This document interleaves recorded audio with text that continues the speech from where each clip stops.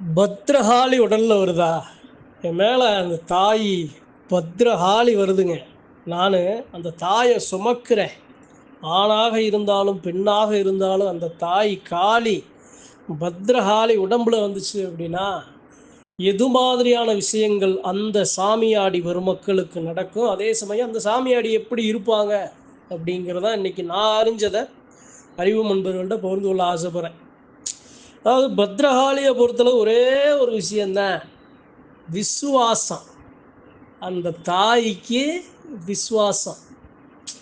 இப்போ என் சாமி இருக்கு, என் சாமி என்னைய தலையில் வச்சு என்னைய கொண்டாடுது, என்னுடைய தேவைகளை நிறைவேற்றுது அப்படின்னு நான் நல்லா என்னை வச்சுக்குது, நான் நல்லா இருக்கேன் அப்படின்னா அந்த தாய்க்கு நான் விசுவாசமாக இருக்கணும்ல. அப்படி நான் இல்லாமல் அந்த நன்றி கடனை மறந்து என் தாயை நான் குறைச்சி மதிப்பிட்டு அந்த விசுவாசத்தை மறந்து நான் வேற ஒரு வழியில் அல்லது வேற ஒரு திசையில் நான் பயணித்தேன் அப்படின்னா அந்த சாமியோட கோபத்துக்கு நான் ஆளாவேன். சரி, இது இருக்கட்டுமே. என் மேலே பத்திரகாளி உடம்புல வருது அப்படின்னா முதல் விஷயம் என்ன அப்படின்னா, நல்லா பேசும். உங்கள் உடலில் உங்கள் நாவில் பேசும், காளி பேசும், அருள் வாக்கு சொல்லும். ஏன் எதுக்கு அப்படின்னா அந்த பத்ரகாளி அப்படின்னா மருந்த உடலில் ஏற்பட்ட காயங்களை, உடலில் இருக்கிற தீய வினைகளை காத்து கொடுக்கிற ஆகச்சிறந்த பெரும் சக்தி அந்த தாய் இருக்கிறதுனால தீர்வுகளை, வெளிச்சங்களை, கட்டுகளை, முடிச்சுகளை அவிழ்க்கிற மாபெரும் வல்லமை அந்த இடத்துல அந்த சாமியாடிகளுக்கு பிறக்கிறதுனால பேசும். அந்த தாய் பேசும், அருள்வாக்கு சொல்லும். ஒரு சில சாமி வந்தா எந்தெந்த சாமி அருள்வாக்கு சொல்லும்னு கேட்டோம் அப்படின்னா, பத்ரகாளி பரிபூரணமா வர்ற எல்லா மக்களும் அருள்வாக்கு பேசும், அருள்வாக்கு சொல்லுவாங்க. அப்ப அந்த தாயை சுமக்கிறதுனால என்ன நடக்குது அப்படின்னா 4 மக்களுக்கு நல்லது நடக்குது உங்க மூலியமா. ஏன் பேசுது அப்படின்னா, அகிலத்தை காக்கிற அகிலாண்ட கோடி பிரம்மாண்ட நாயகி தப்பு கண்ணு முன்னாடி நடக்கும்போது அதை பார்த்து சகிச்சு நிற்குமா? சரி, இது இல்லாம பத்ரகாளி ஊரில் இருக்கு அப்படின்னா அந்த தாய் அந்த எல்லைக்கு காவக்காரி மாதிரி எது நடந்தாலும் அந்த தாய் அந்த இடத்துல தான் முந்தி தன்னுடைய சேலையை வச்சு மறைச்சு தடுக்கும். அப்பேற்பட்ட மாபெரும் வல்லமை பெற்ற தாய் தான் பத்ரகாளி. அந்த ஊரை காக்கும், அந்த ஊர் மக்களை காக்கும். அதே சமயம் அந்த ஊரில் என்ன கெட்டது நடந்தாலும் அந்த தாய்க்கு பதில் சொல்லணும். போய் வாசப்படியில் போய் நிற்கும், ஏன்டா இதை செஞ்சேன்னு கேட்கும். சத்தியமான தெய்வம், நீதியான தெய்வம். அந்த தாயை என் எல்லையில் இருக்கு, நான் வாழ்கிற ஊரில் இருக்கு அப்படின்னா எதை பற்றி அச்சப்பட வேண்டிய அவசியம் இல்லை. எனக்கு முன்னாடி மலவோல நிற்கிறாடா தாய் பத்ரகாளி, அவளுக்கு மேலையா நான் பாட்டுக்கு என்னுடைய வேலையை நான் நல்லா செய்யலாம். எல்லாத்தையும் எப்படி சொல்றது அப்படின்னா, இந்த தீய வினைகளில் திசைகளில் எந்த திசையிலேருந்து எப்படி வந்தாலும் அந்த ஊரை வட்டம் போட்டு தன்னுடைய முடியில, தன்னுடைய சட முடியில வட்டம் போட்டு காத்து நிற்கிறவ தான் அந்த தாய் பத்ரகாளி. அவெல்லாம் உடல்ல சுமக்கிறதுங்கிறது மலையை சுமக்கிறதுக்கு சமங்க. மலையை சுமக்கிறதுக்கு சமம். மனுஷன் மலையை சுமக்க முடியுமா? காளியை சுமக்கிறது மலையை சுமக்கிறதுக்கு சமம். அப்பேற்பட்ட பெரும் சக்தி, அது பெரும் நெருப்பு. சத்தியமானவங்களுக்கு, உண்மையானவங்களுக்கு, நீதியானவங்களுக்கு தான் அதனுடைய முழுமையான சக்தியை வெளிப்படுத்தும், உணரச் செய்யும். பணத்துக்கும் பொண்ணுக்கும் பொருளுக்கும் ஆசைக்கும் போதைக்கும் ஆசைப்பட்டு நிற்கிற மக்களுக்கு நான் இருக்கிறேன்னு காட்டிட்டு அவர்களுக்கு ஒரு சில நேரங்களில் அவர்கள் செய்தார்க்கு ஏற்றார் போல் ஒரு சில பலாபலனை அவங்க அனுபவிக்கும் போது விட்டு விளையிடும். சரிங்க, வேற என்ன? சாய் பத்ரகாளி என் உடம்புல வருது அப்படின்னா, அதாவது எப்படி சொல்றது அப்படின்னா, ஒரு சில பேர்லாம் பெண்கள்லாம் ஒரு சில விஷயங்களுக்கு அச்சப்படுவாங்க. ஆனா காளின்னு ஒண்ணு வந்துருச்சு அப்படின்னா எதுக்கும் மயான கொள்ளையா, சுடுகாடா, இடுகாடா, பில்லியா, சூனியமா, செய்வினையா, ஏவலா, எதுவாக இருந்தாலும் எதை பத்தி அச்சப்படாம அந்த பெண்ணுக்கு இருக்கிற அச்சத்தை நீக்கி ஒரு முழுமையான சக்தியை கொடுக்கிற அகச்சிறந்த தெய்வம் தான் அந்த தாய் பத்ரகாளி. வீரனா கோழையா ஒரு பொண்ணு இருந்தாலும் அந்த பொண்ணை வீரனா மாத்தி ஒரு மிகப்பெரிய மாற்றத்தை அந்த தேகத்தில் அந்த தாய் ஏற்படுத்தி கொடுத்துருவான். சரி, வேற பத்ரகாளி என் உடம்புல இருக்குன்னா என்னென்ன நடக்கும்? என் பத்ரகாளி எனக்கு இருக்குது அப்படின்னா, என் ஆத்தா மாதிரி அவள் என்னைய நம்புவா, நான் அவளை நம்புவேன். என் ஆத்தாளை கண்ணை மறைச்சி, என் ஆத்தாளுக்கு ஆசையை காட்டி, என் ஆத்தாளுக்கு என் ஆத்தாளை வச்சு நான் ஒரு சில விஷயங்கள் நான் செய்கிறேன் அப்படின்னா, என்னைய அணைக்கிற ஆத்தா என்னை அள்ளி ஆற்றுல எரியவும் செய்வான். அப்போ அந்த தாயை வச்சு நான் விளையாடக்கூடாது, அந்த தாயை நான் துஷ்பிரயோகம் பண்ணக்கூடாது.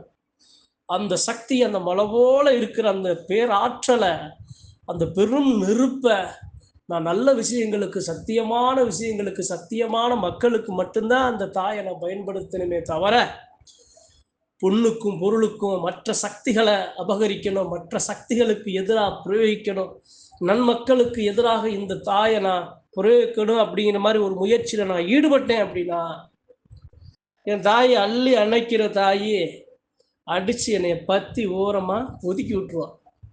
அப்போ என் தாயை நான் சுமக்கிறேன், பத்ரகாளி உடலில் வருது அப்படின்னா என்னென்ன விஷயங்கள் இருக்கு பாருங்க. அறிவோம் நண்பர்கள், சாமியாடி உரிமைகள் எல்லாரும் தெரிஞ்சுக்கிறோன்னா, எதுக்கு பெரும்பாலான எல்லைகளில், பெரும்பாலான ஊர்களில், பெரும்பாலான இடங்களில் தாய் காளி அந்த இடத்துல முதன்மையாக இருக்க காரணம் என்ன?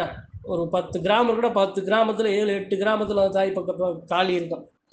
அது பத்ரகாளியாக இருக்கும், அங்கால ஈஸ்வரியா இருக்கும், அங்கால பரமேஸ்வரியா இருக்கும், ருத்ரகாளியா, இது மாதிரி ஏதாவது ஒரு அம்சத்துல அந்த எல்லையில இருக்கு. காரணம் என்ன?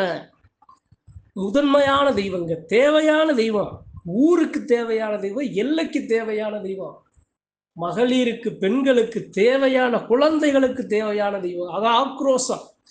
அதாவது அந்த தாய்க்கு ரொம்ப கோபம் வந்துச்சுன்னு வைங்க, அந்த கோபம் எப்படி சொல்றது அப்படின்னா, எனக்கு நல்ல கோபம் வருது அப்படின்னா, அந்த கோபம் ஏன் வருது, எதுக்கு வருது, வந்த கோபம் அந்த நோக்கத்தை நிறைவேறாமல் என்னுடைய கோபம் நான் தனிய மாட்டேன். அதே மாதிரி அந்த தாய்க்கு கோபம் வந்துருச்சு அப்படின்னா, ருத்ர தாண்டவம் ஆடாமல் எதுக்கு கோபப்பட்டாலும் அந்த கோபத்தை, அந்த கோபத்துக்குரிய செயலை செய்யாமல் அந்த தாயை தணிக்கவே முடியாது, அந்த கோபத்தை சற்று தணிக்கவே முடியாது.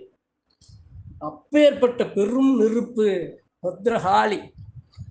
அசைவங்களை விரும்பி ஏற்கிற, எப்படி எல்லையெல்லாம் 100 கடை 1000 கடை 1,00,000 கடை கொடுத்தாலும் பத்தாது. அள்ளி அப்படியே தவிச்ச தாகத்தை தணிக்க முடியாது.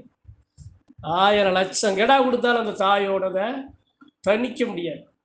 அவ்வளவு மகிழ்ச்சியில் அந்த தாய் தான் பிள்ளைய கொடுக்குற எல்லாத்தையும் பரிபூரணமாக ஏற்றுக்கிறாங்க. அதே சமயம் நீதியான தெய்வங்களுக்கு நீதியை பெற்றுக் கொடுக்கிறவன், நீதியான தெய்வங்களுக்கு கூட நிற்கிறவன். நான் இருக்கேன், நான் மட்டும்தான் இந்த எல்லையில இருக்கணும், நான் மட்டும்தான் இந்த எல்லைய சாம்ராஜ்யத்தை நான் மட்டும்தான் நான் தான் இருக்கணும்னு நினைக்காதவன், எந்த எல்லையில இருக்க மற்ற தெய்வங்களுக்கு அநீதி நடந்தால் அந்த நீதியை தட்டி கேட்கிற பெரும் தெய்வம் அந்த தாய் பத்ரகாளி. அப்ப அந்த தாயை நம்ம சுமக்கிறோம்னா சாதாரண விஷயம். அதான் மலையை சுமக்கிறதுக்கு சமம்னு நான் சொன்னேன். மலையை சுமக்கிறதுக்கு சமம். எப்படி சொல்றது, நிறைய ஆசை வருங்க. ஒரு ஆண் மேல அந்த சாமி வருது, பத்ரகாளி வருது அப்படின்னா, அந்த ஆண் அந்த இடத்துல பெண்ணா மாறி பரிபூர்ணமா காளியா நிற்பார். எவ்வளவோ அந்த திருநங்கை பெருமக்கள் அந்த காளியெல்லாம் ஆடும் போதெல்லாம் அப்படியே அந்த காளியாவே நிற்க, காளியை பார்த்த மாதிரி இருக்கும். காளியோட அம்சம் அத்தனையும் பொருந்த மாதிரி பார்க்கிற பார்வை, நடக்கிற தோற்றம், கொடுக்கிற வாக்கு, செய்கிற செய்கை எல்லாமே அந்த காளியை பார்த்த மாதிரி இருக்கும். நேக்கவிட்டா இருக்கும், காளியை பார்த்த மாதிரி இருக்கும். பெண்களுக்கும் ஆண்களுக்கும் அந்த தாய் வந்து நின்றுச்சுன்னா அப்படியே அந்த தாலிய தன்னுடைய உருவத்தை தான் மக்களுக்கு காட்டாம விட்டு விலகாத. பேர்பட்ட பெரும் ஆற்றல் தான் பத்ரகாளியை சுமக்கிற பெருமக்களுக்கு நான் சொல்றேன். உண்மையா இருங்க, நீதியா இருங்க, நேர்மையா இருங்க. இல்லை அப்படின்னா அள்ளி கொடுத்து உங்களை நல்லா கண்ணழகு வைப்பான், உங்களை உச்சத்துல போய் உட்கார வைப்பான். கடைசியில் உங்களை விட்டு விலகி போயிடுவான். நீங்கள் அடுத்து நீங்கள் என்ன பண்ணாலும் அந்த தாயை நீங்கள் அடைய முடியாது, இந்த தாயிட்ட நெருங்க முடியாது. அப்பேற்பட்ட பெரும் ஆற்றல் தான் இந்த தாய் பத்ரகாளி.